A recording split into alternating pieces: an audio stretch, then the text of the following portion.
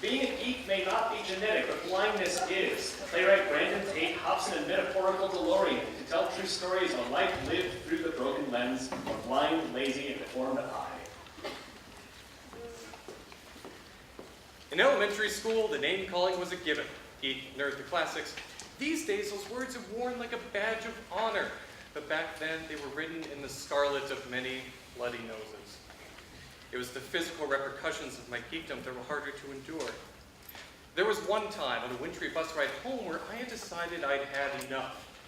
The back of the bus was reserved for the cool kids, the irony of which was not lost on me when we reached the civil rights unit of my social studies class. I made my way to the back of the bus and sat amongst the older, cooler kids.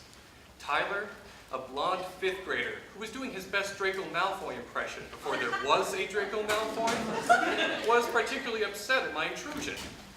What the shitty fuck are you doing? This is the age in which kids are trying and failing to use curse words. George Carlin, he was not. Get out of my seat!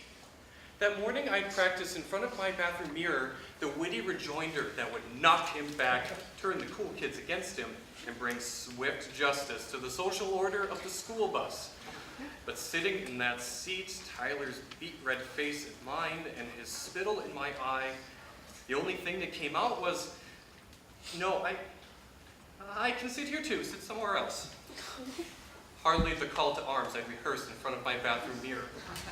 Get the fucking hell out of my seat. I refused. By then, the cool kids, instead of rising to my defense, were laughing at me.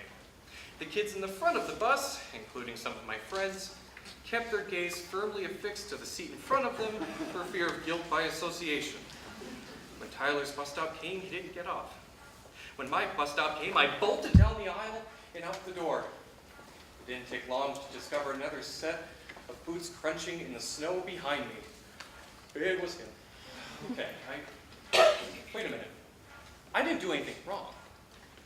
If TV had taught me anything, and Captain Picard in particular, it's that there's always an alternative to fighting. If Jean-Luc can negotiate a peace between the Federation and the Romulans, I could make amends with Tyler. Turned around, he was a few paces in front of me. Music began to stir in my head. I had seen us a million times before, and knew exactly what to say. I apologized. I told him that I understood why he was upset. I just wanted to sit with the cool kids, and, maybe if he just got to know me.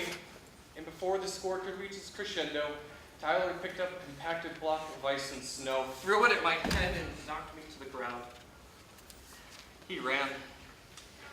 The orchestra fell silent. I never tried to sit with the cool kids ever again.